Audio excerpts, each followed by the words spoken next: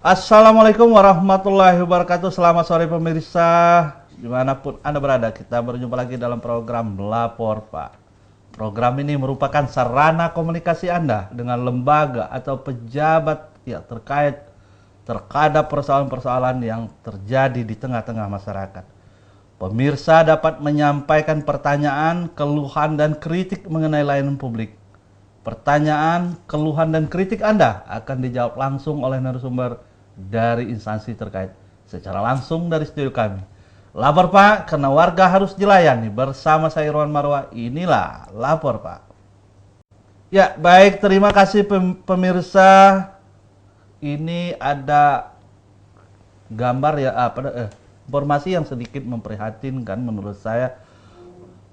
Karena perilaku seksual menyimpang di kalangan para pelajar dan mahasiswa telah meresahkan, tidak saja meresahkan orang tua tapi juga para tenaga pendidik atau lebih kita kenal guru. Nah, ironisnya orang tua menyerahkan sepenuhnya pendidikan kepada sekolah, termasuk juga soal pendidikan moral yang mencakup etika pergaulan yang memberikan rambu-rambu agar siswa tidak terjerumus dalam perilaku seks menyimpang. Sementara itu, dengan alasan keterikatan pada kurikulum, banyak lembaga pendidikan yang tidak dapat memenuhi harapan orang tua tersebut. Nah, bagaimana solusinya untuk menemukan dua persoalan ini? Saya sudah mengundang salah satu guru di Bandar Lampung. Dia bahkan belakangan sedang concern melakukan penelitian tentang perilaku kenakalan remaja dan seks bebas di lingkungan sekolah. Baik pemirsa, kita sapa beliau. Selamat sore, assalamualaikum. Bolehlah? Waalaikumsalam. Apa kabarnya? Baik, alhamdulillah. Bolehlah, tadi orang tua mengharapkan pendidikan moral, etika anaknya diserahkan pada sekolah. Dan guru berpikirnya lain. Nah, ini dua hal yang tidak ketemu. Ini kadang-kadang jadi akhirnya anak jadi korban. Jadi dari situ dulu komentarnya apa nih, Bu Lela? Komentar saya terhadap fenomena yang ada ini ya. Proses pendidikan itu kan pada dasarnya adalah tanggung jawab dari orang tua di rumah, guru di sekolah. Okay. Jadi di sini sebetulnya tetap ada batasan-batasan di mana proses pendidikan yang harus dilakukan oleh orang tua di rumah dan guru di sekolah. Namun kadang-kadang dengan keterbatasan waktu orang tua untuk bertemu anak di rumah, mereka mempercayakan sepenuhnya proses pendidikan di sekolah. Ini yang sering terjadi. Iya. Padahal waktu anak untuk berada di sekolah dengan waktu anak untuk berada di rumah itu jelas lebih banyak ada di rumah. Betul. Dalam 24 jam sehari itu di sekolah hanya 7 sampai 8 jam. Kalaupun ada lebihnya mungkin dari kegiatan ekstrakurikuler dan lainnya. Katakanlah tapi tidak melebihi 12 jam. Nah, namun karena orang tua banyak mempercayakan proses pendidikan ini di sekolah, mau tidak mau sekolah mengupayakan guru-guru dengan waktu yang terbatas itu tetap melakukan upaya maksimal untuk memberikan proses pendidikan di sekolah. Karena proses pendidikan itu kan menyangkut dimensi personal, dimensi intelektual, dan dimensi sosiokultural. Dari 3 dimensi ini, sekolah sebetulnya memiliki beban berat gitu loh. Beban berat di sekolah untuk mengupayakan bagaimana caranya agar peserta didik yang sudah mengikuti proses pendidikan di sebuah sekolah memiliki karakteristik atau paling tidak memiliki ilmu pengetahuan, sikap-sikap, dan perubahan-perubahan perilaku seperti yang diharapkan oleh masyarakat pada umumnya. Baik, Bu, saya dengar Ibu saat ini sedang concern atau sedang melakukan penelitian terkait soal kenakalan remaja dan seks bebas di kalangan para siswa. Apa yang Anda menjadi pokok bahasanya, terus kemudian kenapa itu menjadi pilihan Anda untuk melakukan penelitian? Baik, latar belakang saya itu ilmu sosial, Pak. Jadi saya itu sebetulnya lebih tertarik kepada masalah-masalah yang berkaitan dengan perilaku sosial. Nah, karena saya guru, yang saya hadapi setiap hari adalah remaja, maka kemudian saya memfokuskan penelitian ke sekolah. Nah, kebetulan gitu, di setiap sekolah itu ada kewajiban untuk melakukan penelitian tindakan sekolah. Penelitian tindakan sekolah itu terkait dengan program-program yang ada di sekolah yang harus dianalisis oleh kepala sekolah dan jajarannya untuk menentukan apakah program ini baik dilakukan atau tidak. Betul. Nah, kemudian juga itu ada peraturan dari Menteri Pendidikan dan Kebudayaan untuk mengintegrasikan pendidikan karakter bangsa dalam proses pembelajaran di sekolah. Nah, pendidikan karakter bangsa itu menyangkut 18 komponen sikap yang kalau misalnya harus dilaksanakan selama 3 tahun proses belajar atau 6 tahun atau 12 tahun dan seterusnya itu tidak akan selesai. Nah, namun kami mencoba dari 18 komponen itu, kira-kira apa yang bisa paling dominan. Kebetulan kami punya program di sekolah itu, program pendidikan kesehatan reproduksi bagi remaja. Kesehatan reproduksi ya? Iya, pendidikan kesehatan reproduksi. Mungkin program ini bagi sekolah lain masih terasa asing, Pak. Ya, bahkan saya juga masih asing nih, dengarnya sekolah bicara soal kesehatan reproduksi. Lanjut Bu Lela. Jadi mungkin satu-satunya sekolah di Kota Bandar Lampung yang menyelenggarakan pendidikan kesehatan reproduksi itu hanya ada di sekolah kami. Nah, kebetulan karena ada penelitian tindakan sekolah, kami juga ingin tahu hasilnya seperti apa sih. Dikaitkan dengan pendidikan karakter bangsa tadi, ternyata menurut beberapa masukan dari lembaga lain itu bahwa kira-kira karakter yang diambil adalah karakter tanggung jawab. Tanggung jawab itu meliputi tanggung jawab dari peserta didik terhadap dirinya sendiri, terhadap orang tua, terhadap guru, terhadap sekolah, terhadap masa depannya sendiri. Nah, ini kemudian dikaitkan dengan masalah-masalah penyimpangan yang dilakukan oleh remaja pada umumnya, seperti membolos, merokok, mungkin miras, mungkin juga narkoba, perilaku seks beresiko. Saya lebih senang menyebutnya seks beresiko ya, bukan seks bebas ya. Seks bebas. Baik Ibu Lela, kita ini banyak pertanyaan yang masuk sebelum saya mengundang Ibu Lela, tapi kita mau jeda dulu sejenak. Pemirsa, dialog saya dengan Ibu Lela terkait soal perilaku seks beresiko, kalau menurut Ibu Lela yang dikenal, akan kami lanjutkan setelah yang satu ini. Baik, terima kasih pemirsa. Anda masih bersama kami di program Lapor Pak edisi sore hari ini bersama Ibu Lela, salah satu guru di Bandar Lampung yang sedang concern melakukan penelitian terhadap perilaku seks beresiko kalau menurut dia nih, atau kami lebih kenal seks bebas. Ibu, kita ada masukan dari masyarakat. Ini mungkin pas ke Ibu Lela, kita langsung saja dari 08576872 sekian. Pak, nah ini karena mungkin waktu ini Mas Haji dari PKBI itu sering jadi narasumber saya, jadi dia panggilnya Pak. Jadi mohon maaf, ini bagaimana mengatasi perilaku menyimpang seperti seks bebas dan narkoba para siswa. Nah, Ibu kan sedang melakukan penelitian, makanya saya bilang pas tadi. Apa komentar Anda, Ibu? Silakan. Bagaimana mengatasi perilaku menyimpang seks bebas dan narkoba para siswa. Nah, ini hasil penelitian Ibu bisa dijabarkan di sini apa yang bisa dilakukan oleh paling tidak para guru juga yang lain, siapa tahu mungkin. Silakan. Kalau menghentikan secara total, mungkin formulanya di sekolah belum ada, Pak.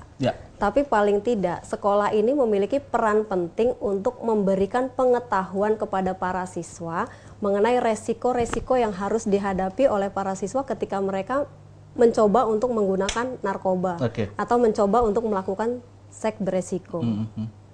Jadi di situ kita memperkenalkan resiko. Biasanya kalau anak dikenalkan pada resiko, mereka akan berpikir ulang untuk melakukan atau tidak melakukan. Kalau hanya berupa larangan, himbauan misalnya, jangan merokok, jangan menggunakan narkoba, jangan melakukan hubungan seks, mereka akan bertanya, ada apa sih sebenarnya? Kenapa kita dilarang-larang? Dan karakter remaja itu kan selalu penuh keingintahuan. Iya, sangat tinggi, betul. Selalu penuh keingintahuan.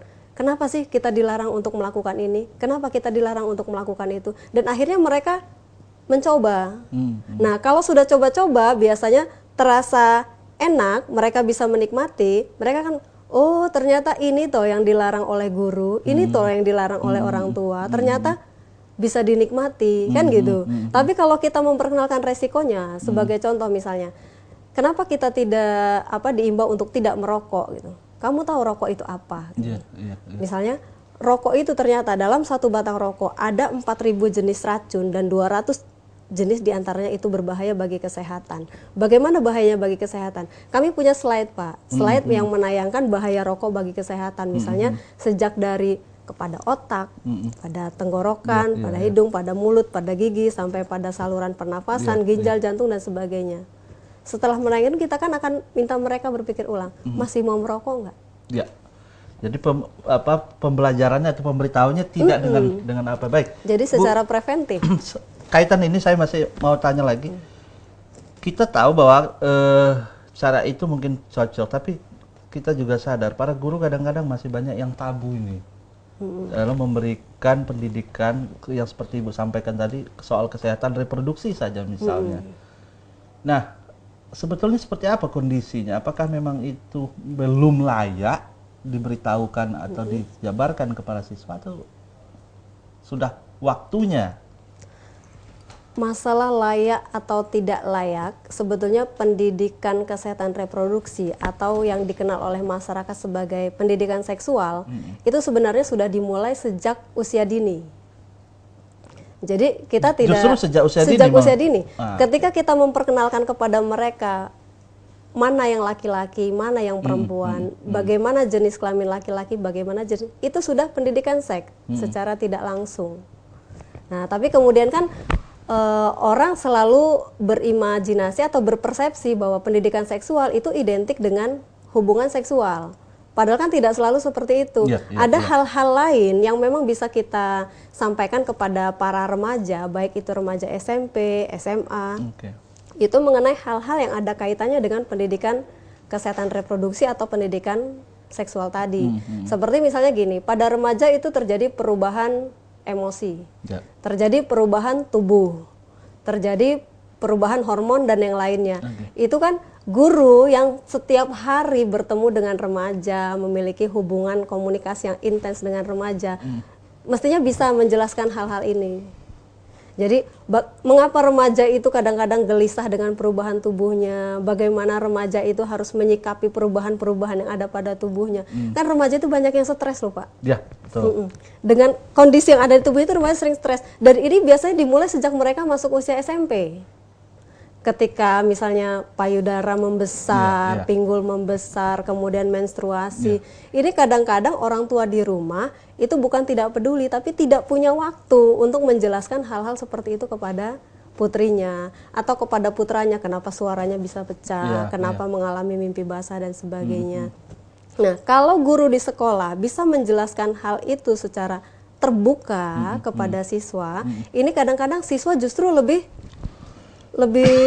suka bertukar pikiran kepada guru gitu. Jadi lebih terbuka ya. Dia lebih terbuka. Namun tidak semua guru bisa menyampaikan hal-hal seperti itu. Ada guru yang masih terikat oleh budaya masyarakat kita misalnya. Tabu tadi ya. Kok itu disampaikan ke anak-anak sih? Kenapa sih harus disampaikan? Justru mereka nanti melakukan sesuatu yang salah karena informasi dari kita gitu.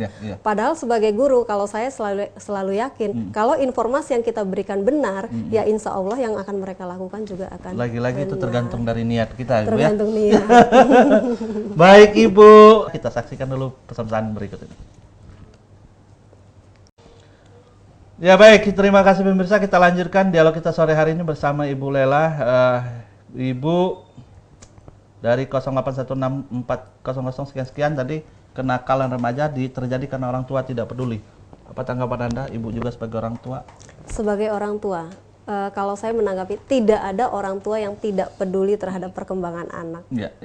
Semua orang tua saya rasa pasti peduli. Pasti peduli. Cuma tapi waktu mungkin karena keterbatasan waktu. Sekarang di zaman serba modern di mana tuntutan kebutuhan hidup juga banyak, orang tua dituntut bapak bekerja, ibu bekerja, karena kalau tidak bekerja dua-duanya tidak akan cukup, kan seperti itu. Jadi akhirnya waktu untuk di rumah, untuk menghabiskan waktu dengan anak-anak itu jadi sangat terbatas.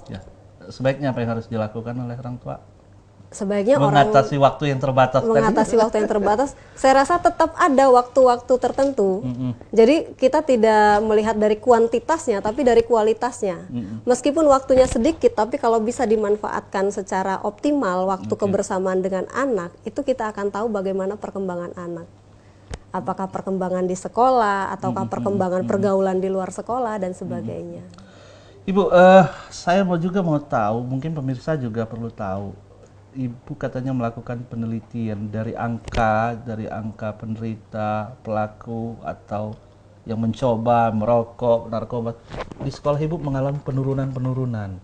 Nah, pola-pola ini mungkin perlu ditularkan juga kepada pemirsa kita. Bagaimana cara Ibu melakukannya itu?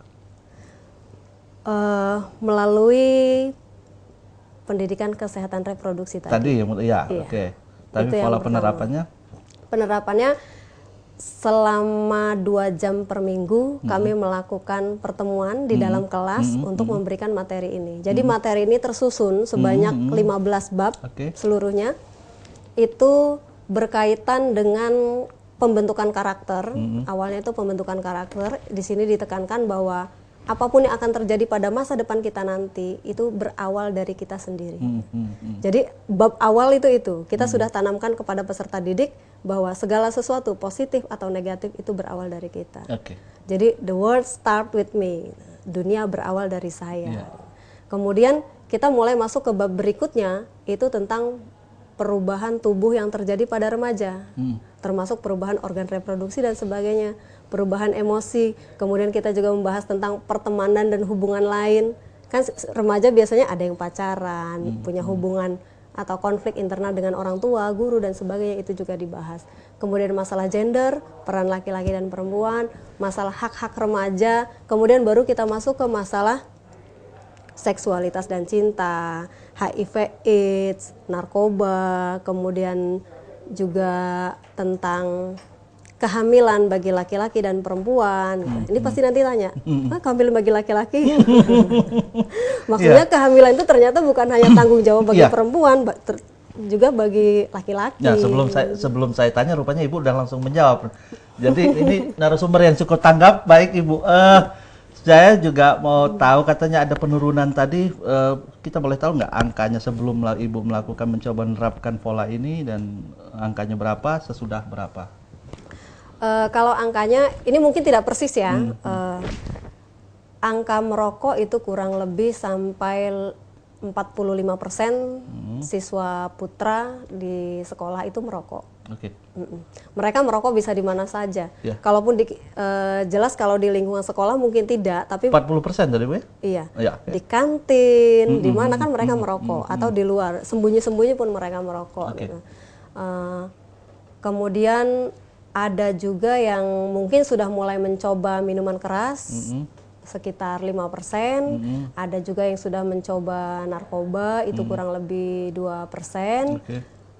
Kemudian kalau penyimpangan lain seperti membolos dan sebagainya, berkelahi antar teman, itu saya pikir perilaku umum. Perilaku umum. Ya, yang tidak kemudian ternyata mirisnya ada juga remaja-remaja yang sudah menjadi pekerja seks komersial. Walaupun mungkin mereka belum pasang tarif, istilahnya belum pasang tarif, tapi mereka dengan ditukar HP aja sudah mau melakukan transaksi dan sebagainya. Dan yang lebih menyakitkan lagi mungkin bagi para orang tua dan guru itu adalah ada siswa yang menjadi korban perdagangan seks bebas. Bersiko ya. Diberdayakan. Ada lagi justru diberdayakan oleh orang yang memiliki hubungan dekat dengan si korban. Ya. Nah, setelah itu penurunannya ada berapa Ibu? Nah, penurunannya ternyata setelah pola ini diterapkan gitu ya, dengan pendidikan kesehatan reproduksi ini, kita kan mengenalkan bahaya rokok, bahaya narkoba, bahaya HIV/AIDS, bagaimana proses penularannya dan sebagainya, bagaimana cara mengatasi situasi sulit ketika mereka harus dipaksa melakukan hubungan seks dan sebagainya, bagaimana mereka harus menyikapi pelecehan seksual, bagaimana menyikapi kekerasan seksual. Angka ini ternyata bisa turun. Jadi mereka telah memiliki kemampuan asertif paling tidak untuk menjaga dirinya sendiri. Jadi penurunan ada sampai berapa persen? Penurunannya kalau kami kemarin untuk penelitian itu mentargetkan tidak banyak. Jadi paling tidak kalau turun 10% atau 20% saja, kami pikir program ini sudah berhasil gitu. Dan ternyata memang kalau ikut dari standar keberhasilan itu, program ini berhasil untuk menekan angka penyimpangan sosial itu tadi. Baik Ibu, ini sangat memuaskan bagi kita, terutama bagi pemirsa juga. Mudah-mudahan ini bisa menjadi sarana untuk bisa melakukan mengurangi perilaku menyimpang. Baik pemirsa, dialog masih kami akan lanjutkan setelah yang satu ini. Ya baik, terima kasih pemirsa. Kita lanjutkan dialog kita sore hari ini bersama Ibu Lela terkait soal perilaku sosial yang menyimpang. Seperti apa kondisi yang parahnya. Baik Ibu, kita masih ada waktu sekitar 4-5 menit. Mungkin apa yang bisa dilakukan oleh para guru dengan pola yang sudah Ibu terapkan ini sudah sebetulnya cukup menarik. Nah, pertanyaan saya, kenapa sih Bu kok sekolah-sekolah lain, kita tidak sebutkan sekolahnya, guru masih enggan melakukan mengikuti jejak, paling tidak menerapkan pola-pola yang bisa pernah Ibu terapkan. Ibu sekolah kan swasta kan? Sekolah swasta. Swasta. Nah ini kadang-kadang swasta juga justru jauh lebih parah. Nah seperti apa Bu? Kalau saya pikir guru-guru itu bukan tidak mau atau tidak peduli gitu ya terhadap permasalahan-permasalahan remaja yang ada saat ini sehingga belum melaksanakan program, itu bukan. Oh, bukan. Tapi paling tidak guru-guru itu belum memiliki legitimasi dari sekolah untuk menyelenggarakan program. Okay. Sementara untuk menyelenggarakan program ini perlu kebijakan dari pimpinan sekolah, dalam hal ini kepala sekolah. Dan kepala sekolah itu kadang-kadang perlu legitimasi dulu dari dinas pendidikan. Okay. Nah, sebetulnya kalau secara prosedur gitu ya, dinas pendidikan itu telah memberikan kesempatan luas kepada sekolah melalui hak otonomi sekolah untuk menyusun KTSP, kurikulum tingkat satuan pendidikan yang setiap tahun harus disusun oleh sekolah. Nah, di situ sebetulnya ada keleluasaan sekolah untuk menyelenggarakan program-program baik itu intrakurikuler maupun ekstrakurikuler. Jadi boleh dimasukkan di mana saja. Jadi kalau memang sekolah peduli pada permasalahan-permasalahan remaja yang terjadi pada saat ini dan permasalahan remaja yang terjadi di sekolahnya, saya rasa itu masih bisa disisipkan dalam kurikulum itu tadi. Apakah itu masuk dalam intrakurikuler atau ekstrakurikuler. Artinya dua-dua bisa masuk. Bisa masuk. Bisa masuk. Persoalan sekarang adalah persoalan kemauan, kan? Persoalan kemauan. Kemauan, baik. Baik Ibu, sebenarnya masih banyak yang saya mau tanyakan ke Ibu, tapi kita dibatasi waktu. Ini ada waktu sekitar 1 menit atau 2 menit. Bisa Ibu manfaatkan untuk menyampaikan sesuatu kepada masyarakat kita, pemirsa kita, agar menjauhi perilaku-perilaku yang menyimpang tadi. Silakan Ibu. Baik. Kalau saya diminta untuk menyampaikan himbauan, ini kepada para orang tua, guru, dan semua warga masyarakat yang peduli terhadap remaja. Peduli terhadap remaja. Kalau kebiasaan-kebiasaan atau perilaku menyimpang pada remaja ini kita biarkan terus-menerus berkesinambungan, saya hanya ingin menanyakan apa jadinya nanti negara kita ini. Karena yang akan menggantikan kita pada saat ini adalah mereka yang saat ini berusia remaja. Nah, kalau remajanya sudah, ini berdasarkan berita-berita yang ada, remaja-remajanya sudah berperilaku menyimpang, baik secara psikologis maupun secara sosial, itu kedepannya nanti kita harus berpikir yang menggantikan kita nanti seperti apa. Jadi dibutuhkan kerjasama dari semua pihak, baik itu guru, orang tua, pemerintah setempat, dan warga masyarakat pada umumnya untuk sama-sama peduli terhadap masalah-masalah yang terjadi pada remaja. Baik Ibu, pemirsa, jika melihat kondisi yang ada ini sudah sangat memprihatinkan sekali. Ini artinya kita kondisi ini membutuhkan segera gerakan atau tindakan dari semua pihak secara bersama, atau boleh saya menyebutnya menggunakan istilah bahasa kita Lampung, mak ganta kapan lagi, mak ram siapa lagi, untuk mengatasi problema atau perilaku sosial yang menyimpang ini. Dari studio, baik pemirsa, saya Irwan Marwah mewakili kru yang bertugas sore hari ini mengucapkan terima kasih. Wassalamualaikum warahmatullahi wabarakatuh. Terima kasih Ibu.